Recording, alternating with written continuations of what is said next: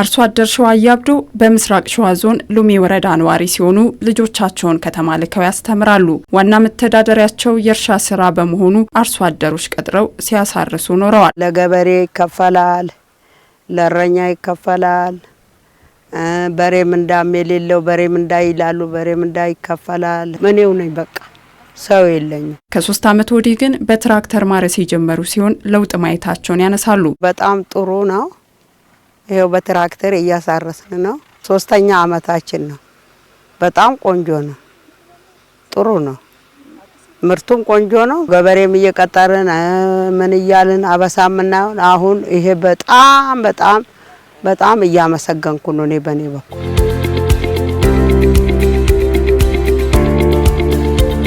በወረዳው የመኸር እርሻ በስፋት እየተከናወነ ይገኛል። ያው ጭቃ ይሆናል ተብሎ ነበር ድሮ አባቶች በጣም በትራክተር ሲታረስ ውሃ ያዝልና ከብት ያስገባን ብሎ ይፈራ ነበር። አሁን ግን ተለምዶ በቃ ያው ጥቅሙንም እንትን እያሉ ስለሆነ አሁን እያሳረሱ ነው።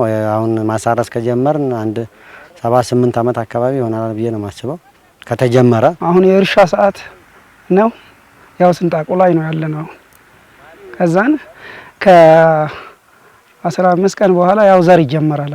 በፊት በሬ ነበረ፣ አሁን ወደ ትራክተር ዞሯል። በብዛት አሁን ትራክተር ነው የምንጠቀመው። አጠቃላይ እስከ 58000 ሄክታር ይታረሳል በዚህ በመኸር ወቅት።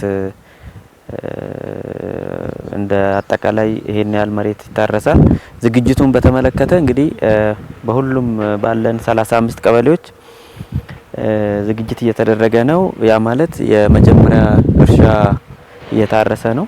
ያም ደግሞ አብዛኛው በትራክተር ከቨር እየተደረገ ነው ማለት ነው። ኢትዮጵያ የምግብ ሉዓላዊነትን ለማረጋገጥ ለምታደርገው ጥረት በሜካናይዜሽን የተደገፈ ግብርና ወሳኝ ሚናን ይጫወታል። ከፍተኛ ምርት በሚጠበቅበት በዚህ የመኸር ወቅት ደግሞ ግብርናን በሜካናይዜሽን መደገፍ ምርታማነትን ይጨምራል። የሉሜ ወረዳም ለዚህ አንዱ ማሳያ ነው።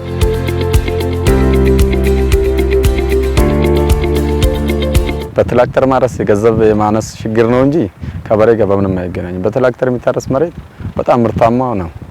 የበሬው ግን የወረደ ነው። ያው በችግር አንፃር ነው እንጂ ያ ነገር እንትን ያለው በጣም ልዩነት አለው። አሁን በቀርጥ በበሬ የሚታረሰው እስከ 3 ኩንታል ቢሆን ነው። ያኛው እስከ 5 ኩንታል ምናምን ይወጣል ማለት ልዩነት አለው በቀርጥ ራሱ ማለት ነው። አሁን እንግዲህ ፈጣሪ እንግዲህ የሰጠው ነገር ያው ማስበው እንግዲህ በሄክታር ቢያንስ በቀርጥኛ የምንለው እስከ 12 መዳበሪያ ነው የምናገኘው። በሄክታር ደግሞ ስናባዛ 10 ብናገኝ ወደ 40 ቀርጥ ወደ 50 ምናምን በሄክታር እናገኛለን ብለን አስባለሁ። ጤፍ ማለት ነው። ድሮ በበሬ ሲታረስ ያው በሬ ማድከሙ ከባድ ነበረ። መሬቱም እንደገና በመማገጥ ላይ ሲሆን ያው ለበሬ አድካሚ ነበር። አሁን ግን በትራክተር ሲሆን መሬቱ በደንቡ ይለሰልሳል፣ ቆንጆ ይሆናል። በጣም ያው ምርታማነትን ያመጣል። ለምን እርሻውም ከስር ይገለበጣል በመኪና ሲሆን ማለት ነው። ገበሬው ከዚህ በፊት ትራክተር ብቻውን ለመግዛት ይከብዳል። 16-15 ሚሊዮን አውጥቶ በአንዴ ለመግዛት ይከብዳል። ያንን ሁሉም ጋር ተደራሽ እንዲሆን ዘንድሮ በብድር መልክ ተመቻችቶ እያገኙ ነው ያሉት ማለት ነው። እኛም ዘንድሮ ብዙ ወደ 16 ትራክተር አስገብተናል ማለት ነው በብድር እነዛ ስራ ላይ ነው ያሉት። ከዛም ባለፈ ደግሞ ኮምባይነር በተለይ ስንዴ ላይ ኮምባይነር እንዲጠቀሙ ብዙ ስራ ተሰርቷል። ኮምባይነሮችም ደግሞ ካሉበት እንዲቀርቡ አርሶ አደሮቻችንም ተደራጅተው እንዲገዙ እየተደረገ ነው ያለው። ጤፍም የጤፍ መውቂያም ማሽንም ገብቶልናል። በሱም እየተጠቀሙበት ነው ያሉት።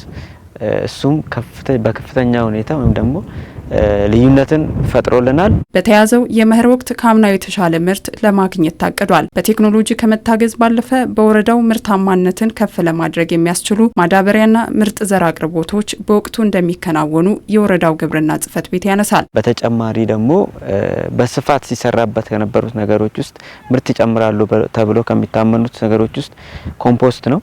ኮምፖስት ደግሞ በስፋት ተሰርቶበታል ዘንድሮ። ከዛ ውስጥ በጣም በቴክኖሎጂ የረቀቀው ቨርም ኮምፖስት አለ። እሱም ዘንድሮ ለመጠቀም በስፋት ለመጠቀምና ምርቱን የበለጠ ለማሳደግ ዝግጅት ተደርጎበታል ማለት ነው ዘንድሮ። ፐር ሄክታር የምናገኘው የነበረውን ለምሳሌ ስንዴ ላይ እስከ 40 ነው ስናገኝ የነበረው። ማዳበሪያን በተመለከተ ማዳበሪያ እየተሰራጨ ነው። ዘርም ደግሞ እየቀረበ ነው። አርሶ አደሩ ቤት የገቡም አሉ። አሁን ላይ ደግሞ ለኛ ዘንድሮ ለኛ ወረዳ የተያዘው ለቢሮ የቀረበልን አለ። እሱን ለገበሬው ማሰራጨት ነው። እንደ ሀገር ያለውን ምርታማነት ከፍ ለማድረግ ሰፋፊ መሬቶችን ማረስ፣ ምርጥ ዘር መጠቀም፣ የግብዓት አጠቃቀምን ማሻሻልና መሰል ተግባራትን ትኩረት ሰጥቶ መንግስት እየሰራ ይገኛል።